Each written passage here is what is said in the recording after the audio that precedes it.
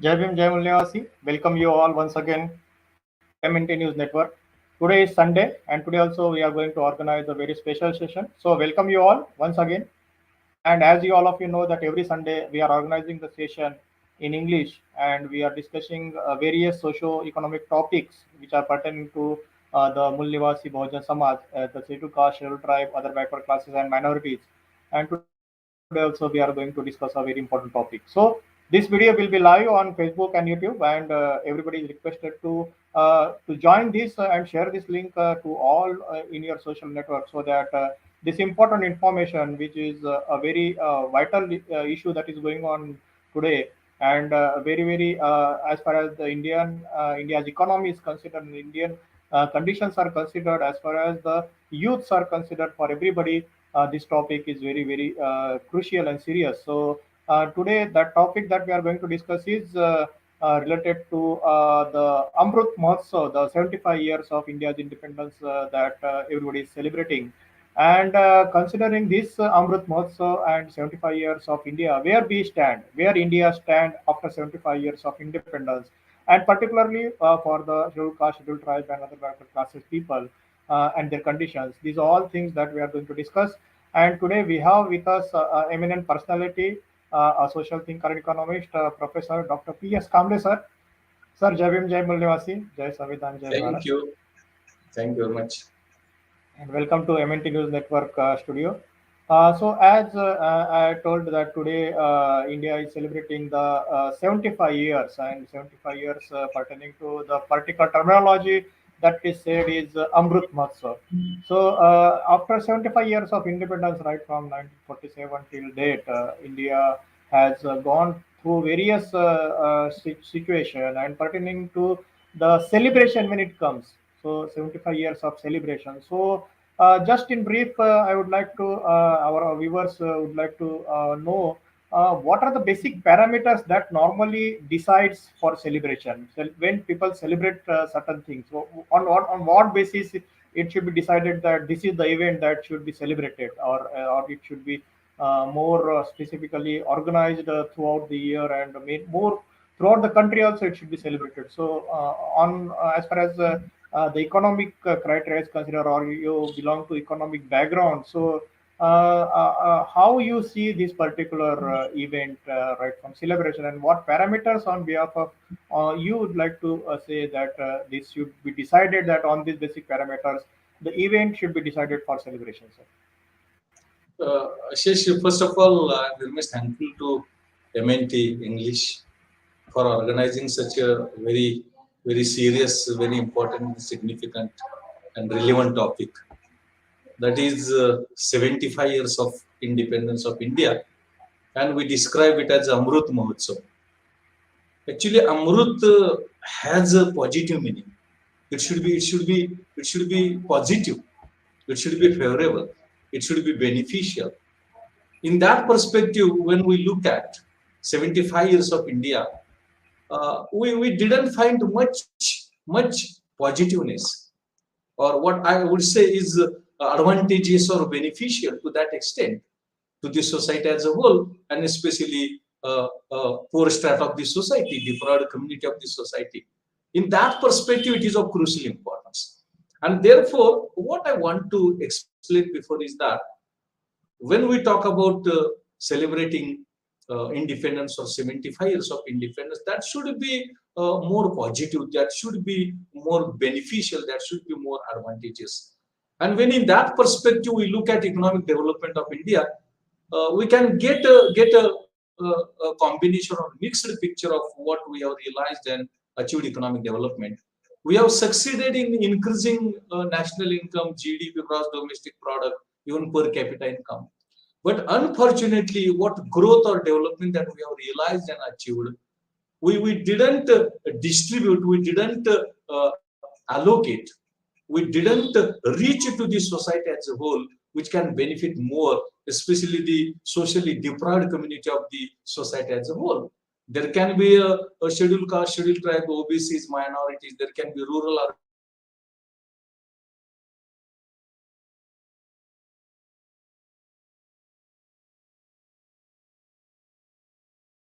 tribal, and it is therefore It is therefore it is of crucial importance to assess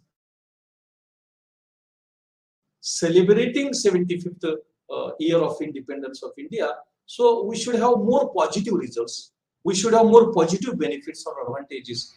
And it is therefore it is of crucial importance to assess and examine what we are or where India is in the 75th year of independence. Whether it is positive or favorable, or it is conducive environment and status and circumstances of the Indian economy or India as a whole, so far as celebrating 75th year of independence, that is a thing of serious concern. And in economic perspective, yes, we have realized economic growth, we have realized a higher GDP, we have achieved a higher rate of growth of economic growth, but on distribution front, whatever growth that we have achieved and realized, it has not been distributed properly across the social groups in the society as a whole, and it is therefore that is of crucial importance to look into seriously. Latest 2022 data tells us that 50% poor families have possessed only 16% share of the national income, and 50% poor families have possessed 6% share of the total, have possessed more than 65 share of the national income, and about 67-16% share of the wealth. This is what we call it as a exclusive inequality or higher level inequality that is there. It is nothing but it is economic discrimination. It is economic discrimination, and therefore in that perspective we should look at 75th year of independence in that perspective. What growth we realize, what growth we have achieved, how it is being distributed across the social groups in India, scheduled caste, scheduled tribe, OBCs, minorities, etc., rural, urban, as well as worker, owner, labor owner. In that perspective, it is of crucial importance. What I would like to place before the audience is that Article 15. Why this is happening? Why this is happening? It is because we are excluding constitution. We are not considering constitution. We are neglecting constitution, and the efforts are being made by us so as to realize only economic growth. Constitution, even we look at preamble also tells us there is a need for social equality, economic equality, and political equality. And when on 25th November 1949, Dr. Ambedkar gave a last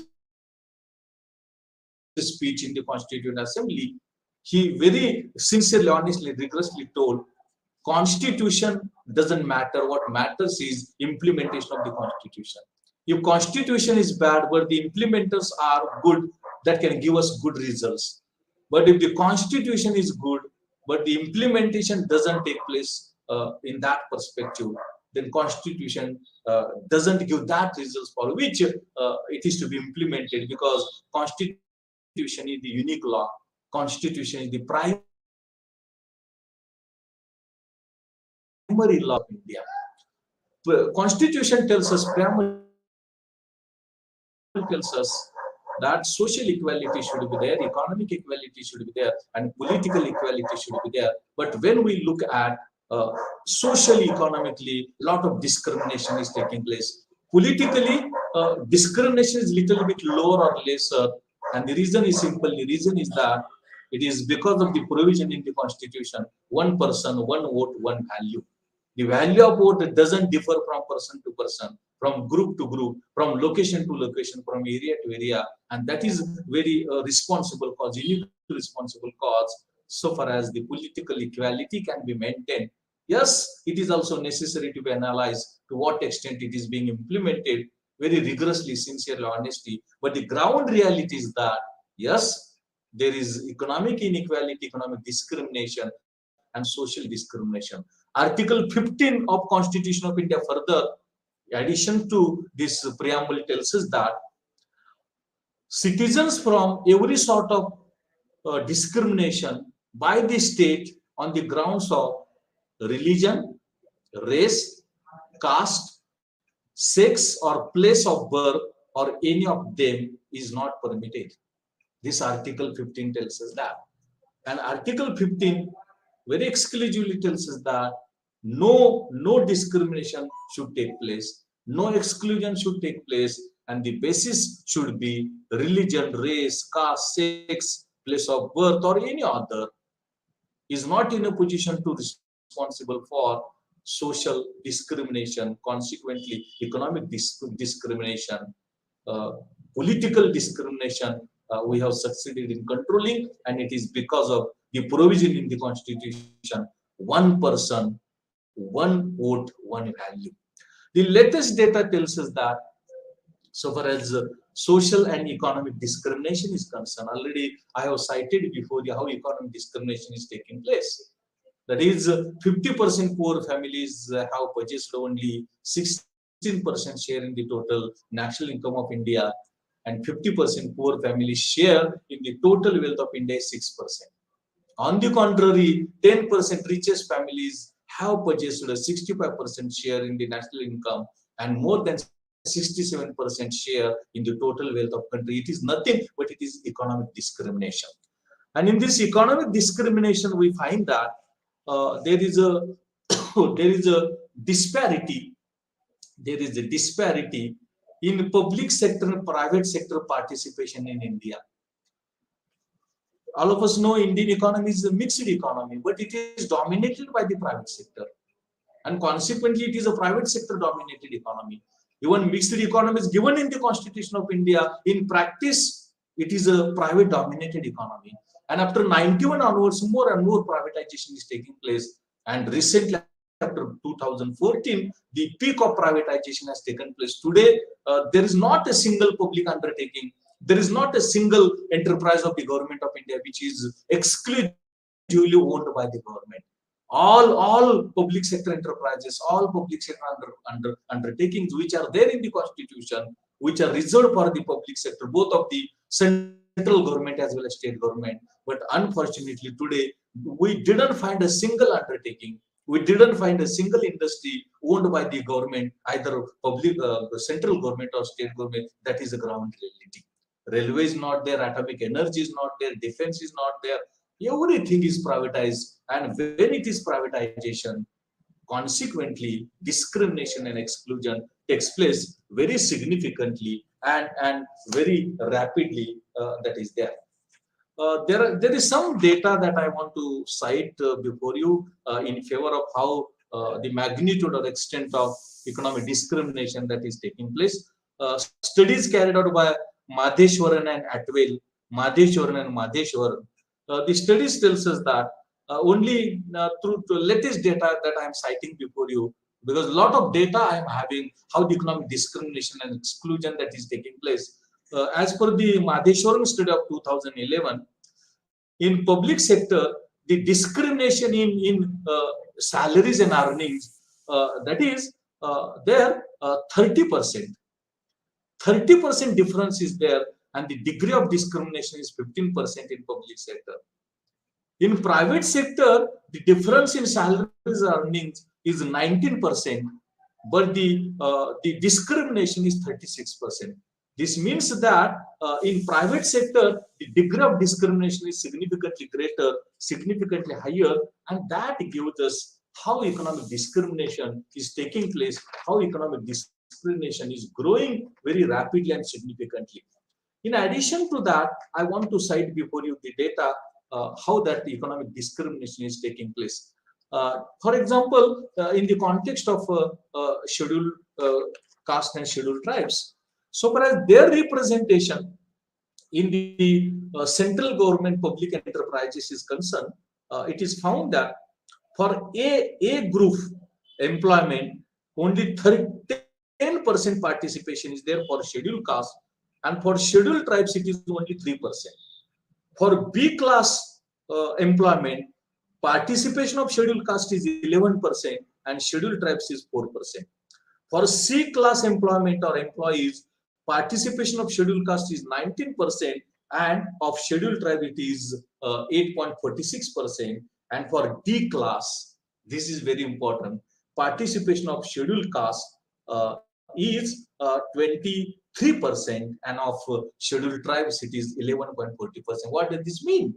and the overall participation is only 18% for scheduled caste and 8% for scheduled tribes. Here we find how economic discrimination that is taking place. For Class C and Class D employment, more participation of scheduled caste and scheduled tribes is there, and for Class A and Class B, the participation or involvement is lower or lesser that we find so far as the economic discrimination is concerned. In addition to that, one data again I want to cite how economic discrimination is there and what can be dimensions and aspects of economic discrimination are there. Take example in public sector banks and financial institutions. Officers grade participation of scheduled caste is only 11.80%, and for scheduled tribes it is 4%. For clerk, participation of scheduled caste is 15% and scheduled tribe 8%. And sweepers, this is very important. For sweeper class, participation of scheduled caste is 23% and scheduled tribe is 6%. And exclusively for sweepers, participation of scheduled caste is 52% and scheduled tribes is 6%. What does this mean? This is nothing but it is economic discrimination. For officers, participation of scheduled caste, scheduled tribes is lower. For a clerk, it is again lower. And for sweepers and sweeper class, it is exclusively higher. It is nothing but it is economic discrimination, exclusion, which is adequately proved. That is there. Only economic discrimination taking place, that is not the case. Social discrimination is also taking place very rapidly and significantly, and it is therefore even I have read out what provision is there in the Constitution. Preamble tells us that there should be equality comprising of social, political, and economic as well. But yes, we have succeeded in realizing and achieving political equality because of the provision in the Constitution: one person, one vote, one value. But on other grounds and fronts, that is social and economic inequality and discrimination, exclusion is significantly greater and higher. That is there. In addition to that, Article 15 tells us citizens from every sort of discrimination by the state on the grounds of religion, race, caste, sex, or place of birth, or any of them is not permitted. This Article 15 tells us that, but recent data that I am trying to place before you, that data is recent only. For scheduled caste, at every 10 minutes, that atrocities take place. This is latest data for 2022, and that is given by National Crime Research Bureau, NCRB. And that data tells us that at every 10 minutes, atrocity or injustice against scheduled caste takes place, and the total number of cases, that is of injustice or atrocities on the Dalits is, again Dalit is 50,291 in 2020, and it grew in 2021 at 9.4% compared to 2020. So far as scheduled tribes is concerned, in 2021 the total number of cases or atrocities against the scheduled tribes is 8,272, which grew at the rate of 9.3% in 2021 compared to the 2020. And the across the states analysis tells us that Uttar Pradesh is highest with 25% share, 25% growth, which is followed by Bihar, then Rajasthan, Madhya Pradesh. That is what the ground reality of the social discrimination is there. Social discrimination is there. and it is therefore social discrimination is significantly higher and greater that is there. Some examples that I want to present before you, I want to place before you, and the data is for 2015. I am trying to cite before you some of the cases, I would say case studies. In October 2015, the incidents of burning to death of two small Dalit children, those were in asleep, took place in Faridabad in 2015. Then minor signs of Dalit residents have resulted in brutal retaliation by the dominant caste, and a Dalit boy with wrist being chopped off because he cannot wear watch. He cannot wear watch. One another incident is there. One Dalit boy was killed because he was hearing song on Dr. B.R. Ambedkar. He was hearing song on Dr. B.R. Ambedkar. Again, a young Dalit boy died in police custody because of torture by the police. And he was case was filed against him because two pigeons were stolen by that Dalit boy. Again, three small children were stripped and put in jail. That is what taking place. Only it is not male and children against from the list the atrocities are taking place. Women are facing multiple discrimination, especially Dalit women. The data tells us that there is a sexual violence and other crimes as well, and the justice is far away. The justice is far away. The data by 2015 Equity Watch report. That Equity Watch report tells us that 47% increase has taken place against the atrocities against the Dalit women. 47% increase is there. One more example of social discrimination is bonded labor and child labor are from the strata of the scheduled caste and scheduled tribes, Dalit community, and the activities like manual scavenging and devdasis, those are from scheduled caste and scheduled caste, especially Dalits, and exploitation of Dalits as a bonded labor and child labor by the agriculture, mining, textile, and other industries is significantly greater and higher that is there. One more Sir, data, 2006. just 1 minute. I would like to Go ahead. means Go ahead. as as far as this 75 years of this overall development of India as a country is considered after we got independence from British rule. So, as you are citing out various examples in all sectors, maybe it may be employment sector, maybe it may be caste discrimination sector, maybe it may be the economy of the country is considered. So each and every sector, whatever sector we see, there is no disparity, or there is always a discrimination between the citizens of the country.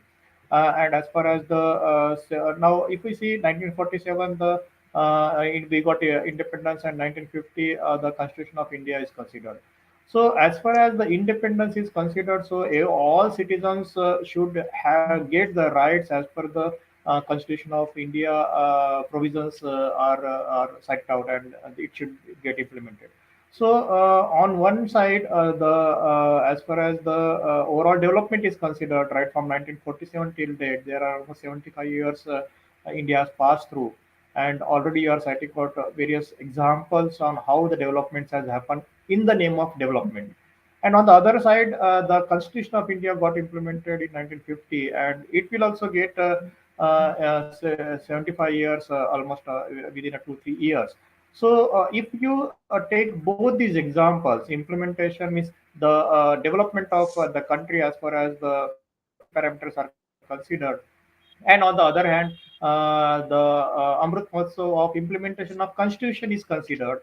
From both these means areas, one side the independence of the country, other side the implementation of the constitution of considered, and the development of citizens of India, particularly with respect to independence and particularly with respect to implementation of constitution is considered. How do you see these two areas of implementation, and as far as the development is considered for the citizens of India through the constitution and through the other side of independence of India. So how these both those areas you see from your economic specs?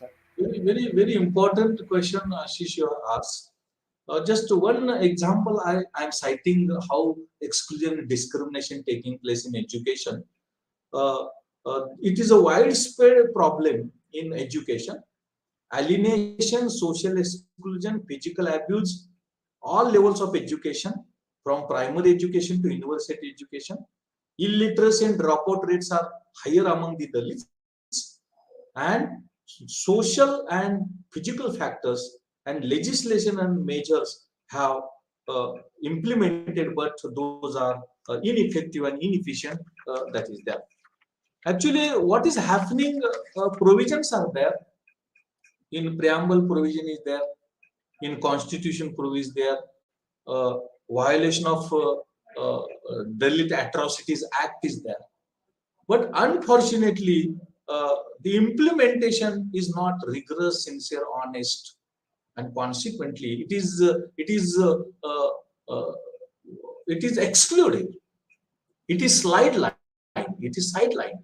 It is not taken into account. That Constitution tells us that there should be equity, there should be equality in social, economic, and political background, political front. But political front, that provision is there in the Constitution only, and therefore implementation is taking place. One person, one vote, one value.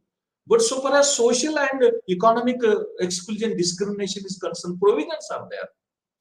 But those are not being implemented. Take example, after 91 onwards, we are privatizing Indian economy, liberalizing Indian economy, globalizing Indian economy, and unfortunately, the security, safety of the socially deprived communities is not being taken into account. It is just excluded and neglected. And consequently, the provision is there, but because of privatization, because of liberalization, because of globalization, growth is taking place. Economic growth is taking place, but the benefits of growth are not being distributed equally or in a just manner, and that is therefore a wide disparity is there, and consequently the magnitude and extent of economic inequality is growing very rapidly and significantly. Oxfam report of 2000 tells us that 1% family has possessed a 73% share of wealth in India.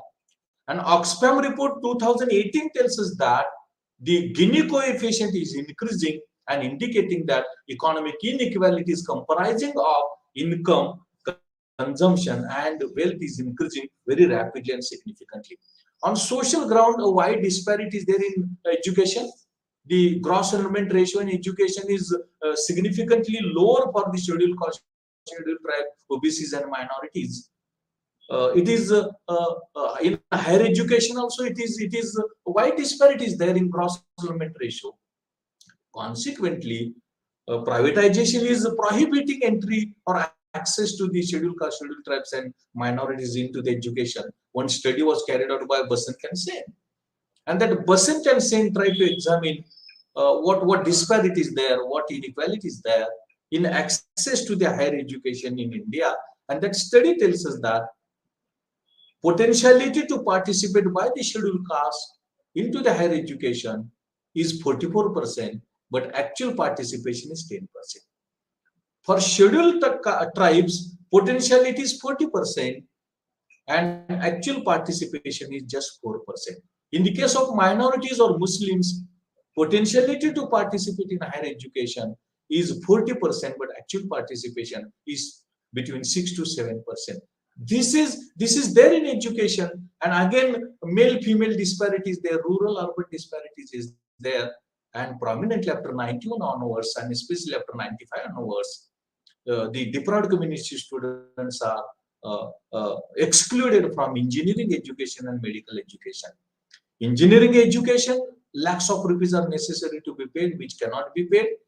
And for medical education, crores and billions of rupees are necessary to be necessary to be paid, which is not possible. And consequently, in education, especially engineering education, medical education, exclusion or higher or greater exclusion and discrimination that is taking place, that is there. And employment, already I have cited data uh, uh, for class 1 classes employment participation is lesser.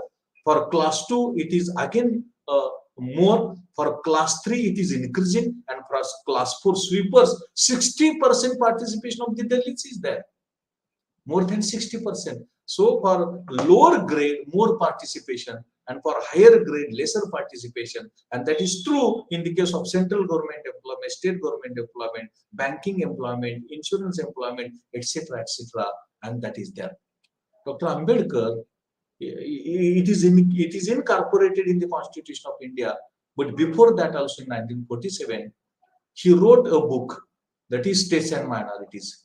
Actually, it was a memorandum of the Scheduled Caste Federation organization. It was social organization.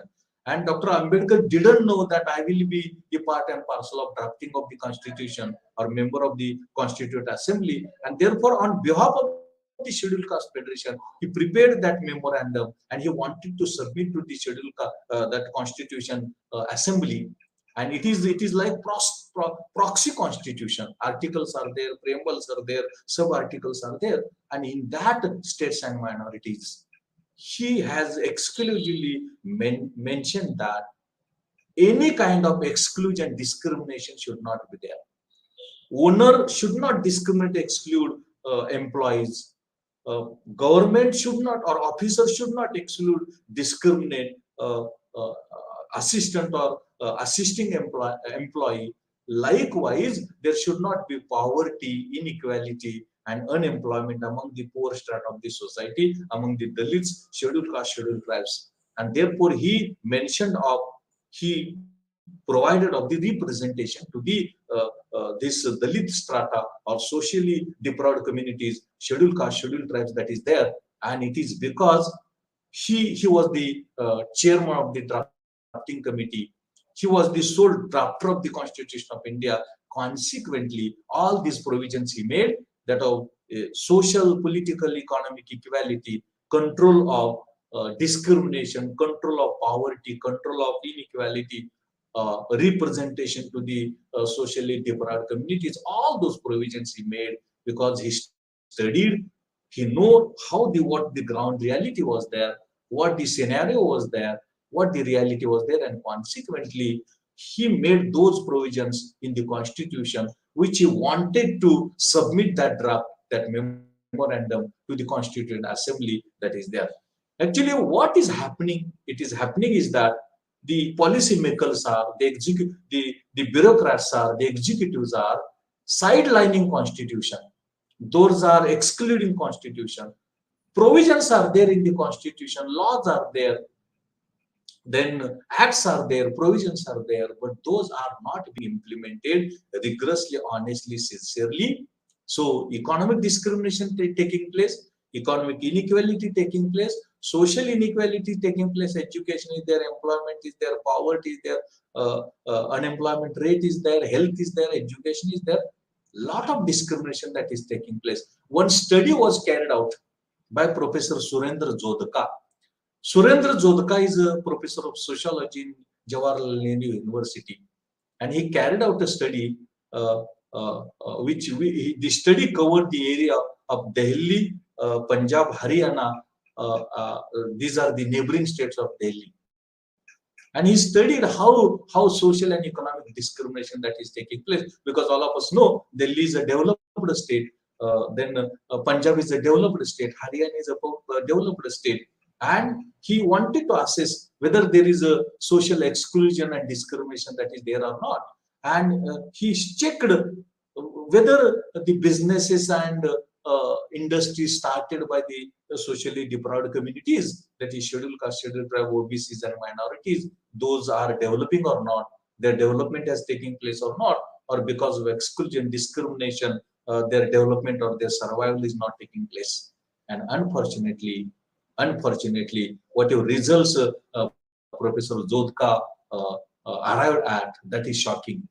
He found that the upper strata of the society is not permitting, or it has become a hindrance in the growth and development of the industries, businesses, small businesses and small development activities by the Dalit community, by scheduled caste, scheduled tribe, OBCs and minorities. Those are not sustaining. Their development is not taking place. Same study was carried out by Professor Sukhdev Thora. He's a very reputed social thinker and economist from the Jawaharlal Nehru University. And he carried out the study how in private sector exclusion and discrimination takes place in employment. Uh, when the advertisement was given that in private sector advertisement was there, and proxy applications were made. The same candidates, 100 candidates, number can be more or less. 100 candidates applied as a scheduled caste, scheduled tribe, OBCs. No call for interviews or written exam was received by them. But the same candidates, they applied as a open, as a non-backward. Everybody got calls. Everybody got calls for interview and written examination.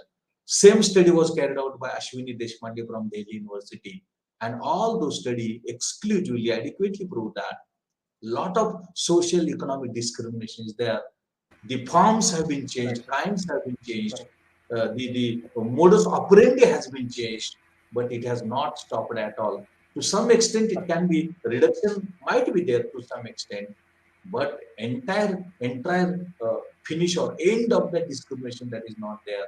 Right. Unfortunately, in privatization, liberalization, globalization, it is increasing very rapidly and significantly Right. on all fronts, economic as well as social. On economic fronts, inequality is increasing, poverty is increasing, unemployment is Right. increasing.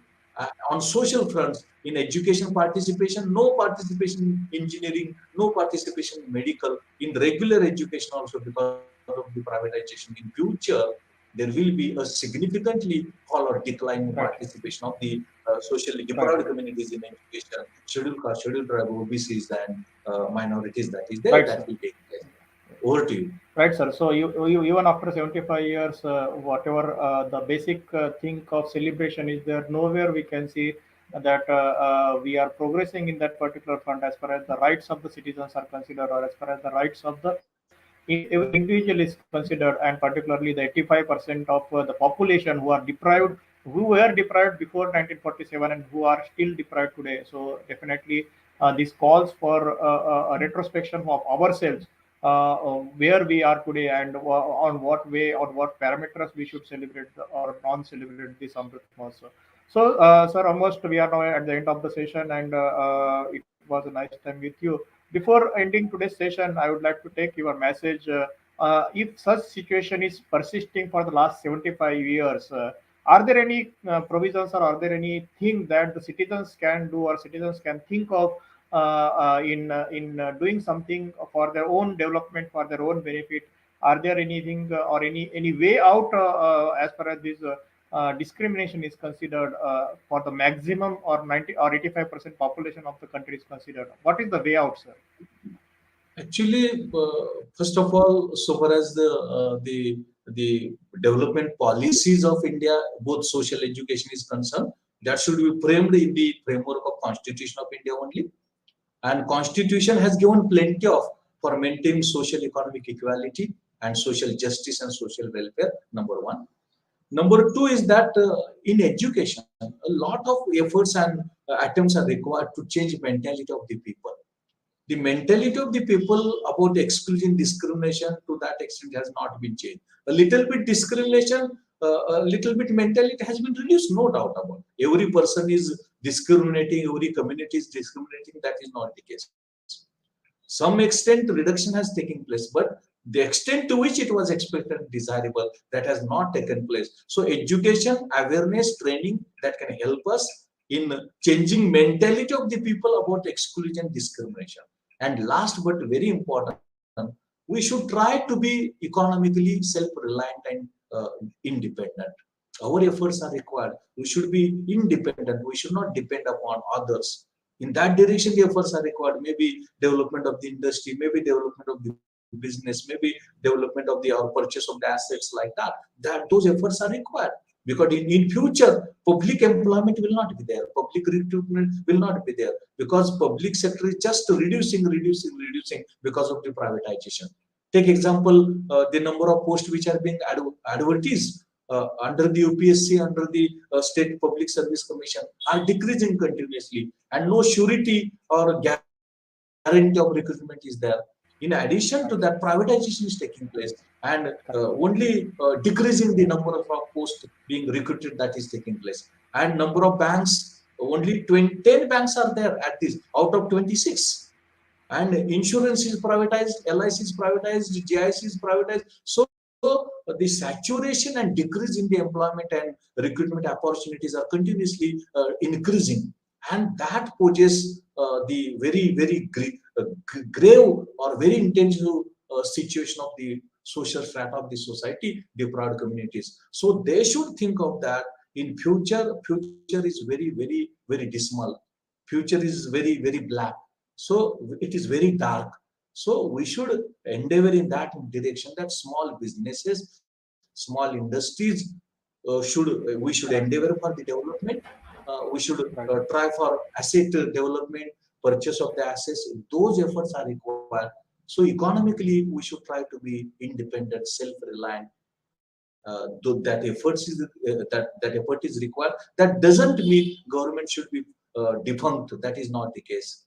Government is the supreme authority, and every person has a right to live. It has been provided by the Constitution, and it is the sole responsibility of the government to provide for basic necessities of life required for the survival. That is the right to live. So government should be more active, dynamic. But in addition to that, our dependence, our self-reliance, we should endeavor that can help us. The combination of all these measures and remedies, policies, that will help us in exclusion, in reducing, decreasing the extent and degree and magnitude of social exclusion and discrimination that is there. In political front, we have succeeded, but on economic front and social front, that we have failed at all. And Dr. Ambedkar cautioned while on 25th November 1949, talking about it was his last speech on Constitution.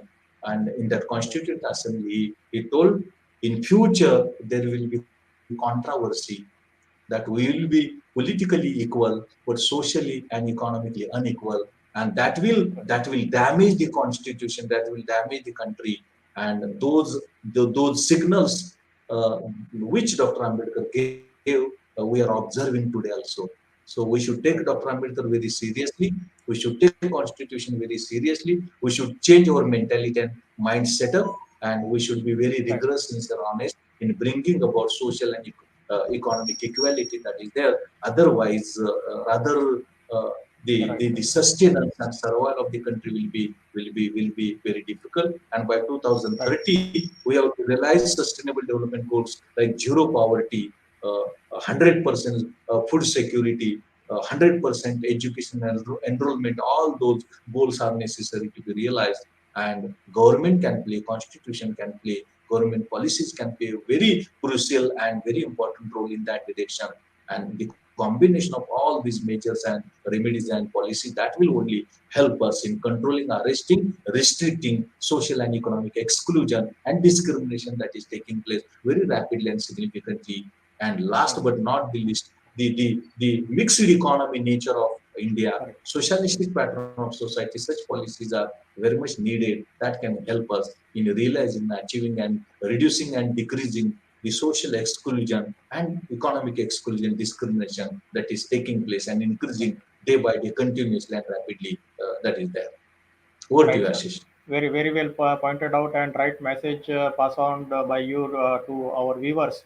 and I think they will take it very positively and seriously, because both ways they have to work. They have to work for their own self, by being there in the power, or by being there getting elected in the policy making as well as policy implementers sections. Both the vacuum that has been created, that has to be filled, and they also not only have to depend on these entirely, but they should work on becoming self-sufficient, self-reliant, and uh, come into the business and the service sectors also, by providing various service sectors and creating the employment and generating various resources which will be helpful for to the other 85% population of the country, and that is really a need of the time. Really, sir, you had elaborated very widely and very detailed, giving citing various examples on how the caste discrimination is prevailing even after 75 years of independence, and still there is a way out. And definitely our viewers will take that in positive direction, and they will think in that particular direction, and they will come back, and they will definitely look for their own sustainability and their own development in coming days. Thank you very much, sir, for joining today. And with your Thank permission, you. Thanks a thank lot. you. Thank you And very much. yeah, thank you. And Jai Mulyawasi for joining today. And definitely we will invite you on other day on other different topics, sir. I hope you will again join. Thank you, My sir. pleasure.